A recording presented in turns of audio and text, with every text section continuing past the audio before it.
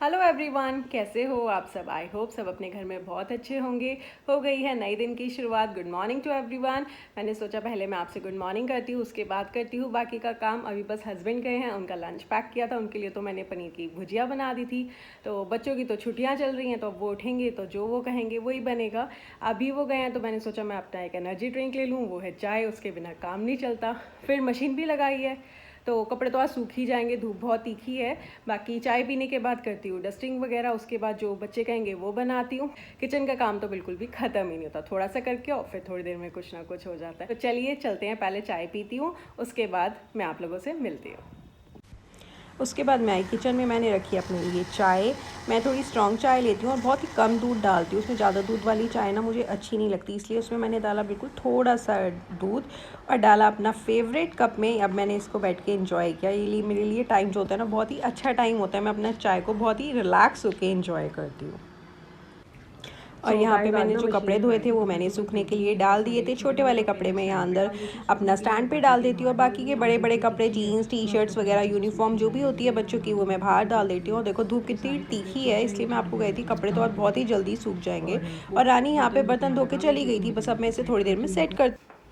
उसके बाद मैं आ गई थी ड्राइंग रूम की डस्टिंग करने के लिए। सारे बच्चों ने कुशन्स वगैरह इधर उधर फैला रखे थे, क्योंकि रात को आजकल देर से सो रही है, उनकी छुट्टियां चल रही हैं, तो कभी वो मूवी देखते हैं, कुछ ना कुछ करते ही रहते हैं। तो यहाँ पे मैं आ गई अपनी डस्टिंग करने। पहले मैंने कुशन्स वगैरह सारे सेट किए, उसके बाद मैंने टेबल वगैरह क्लीन किया, और जो भी सारा सामान फैला हुआ था उसे अपनी जगह पे सेट किया।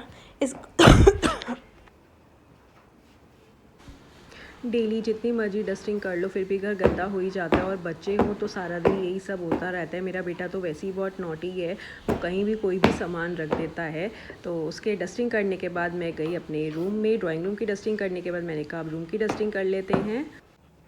बेडरूम में आते ही सबसे पहले करा मैंने कॉर्नर टेबल क्लीन, क्योंकि वहाँ पे इनका चाट मसाला और मेडिसिन पड़ी होती है। इनका चाट मसाले के बिना तो काम ही नहीं चलता। अगर वहाँ चाट मसाला नहीं होगा तो ये आते ही बोलते खुशी चाट मसाला कहाँ है, मुझे यहाँ पे चाट मसाला दो। क्योंकि कोई भी चीज़ हो, उनको सैलड दे दो, कुछ भी दे दो, तो ये वाला चाट मसाला ना इनको बहुत ही अच्छा लगता है। तो इसलिए चाट मसाला भी इनकी साइड टेबल पर रखा हुआ है, और इनकी जो सुबह की सप्लीमेंट्री मेडिसिन होती हैं वो भी वहीं पर रखी हुई हैं मैंने। तो छोटी सी बास्केट में मैंने उन्हें ऑर्गेनाइज़ कर रखा है ताकि वो क्लीन लगे। उसके बाद मैंने किया बेडशीट को क्लीन। बेडशीट बिल्कुल अच्छे से सेट करी, और ब्लैंकेट तो मैं वैसे ही मॉर्निंग में उठते ही सेट करके रख देती हूँ। और रूम क्लीन होने के बाद ना बहुत ही अच्छा सा लगता है, बहुत ही अच्छा फील होता है।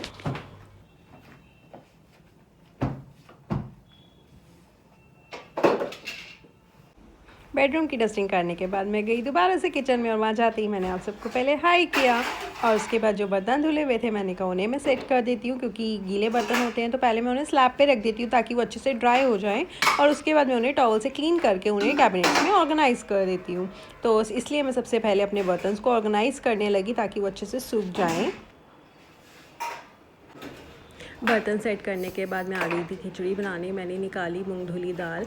एक्चुअली मैं दाल चावल ही बनाती हूँ, खिचड़ी वाली दाल नहीं बनाती, बच्चे वो नहीं खाते, तो मूंग धुली दाल और चावल मिक्स करके बना देती हूँ, तो बहुत अच्छे लगते हैं वो।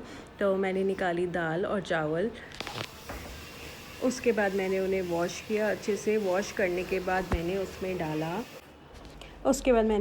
एक टमाटर। आप उसमें हरी मिर्च, अदरक, लहसुन और जो भी वेजीज़ हो वो भी आप डाल सकते हो, जैसे आलू हो गया, मटर हो गए और शिमला मिर्च हो गई। बहुत ही टेस्टी लगते हैं, बट मेरे बच्चे नहीं खाते, तो इसलिए सिर्फ मैं उसमें एक टमाटर चॉप करके डाल दिया था। तो टमाटर चॉप करने के बाद मैंने उसमें टमाटर डाला।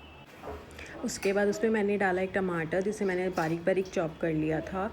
वो डालने के बाद उसमें मैंने डाला नमक और थोड़ा सा हल्दी पाउडर। उसके बाद मैंने डाली उसमें थोड़ी सी कसूरी मेथी। बहुत ही अच्छा टेस्ट आ जाता है कसूरी मेथी डालने से। और उसके बाद मैंने डाला उसमें थोड़ा सा MDH की हींग, इससे भी बहुत ही अच्छा टेस्ट आता है। हींग की खुशबू तो वैसे ही मुझे बहुत ही अच्छी लगती है। और उसके बाद मैंने डाला 1 चम्मच घी। उसके बाद मैंने किया कुकर बंद, और इसे सिम पे रखूँगी 5-10 मिनट के लिए, और एक विसल आने पर कर दूँगी बंद।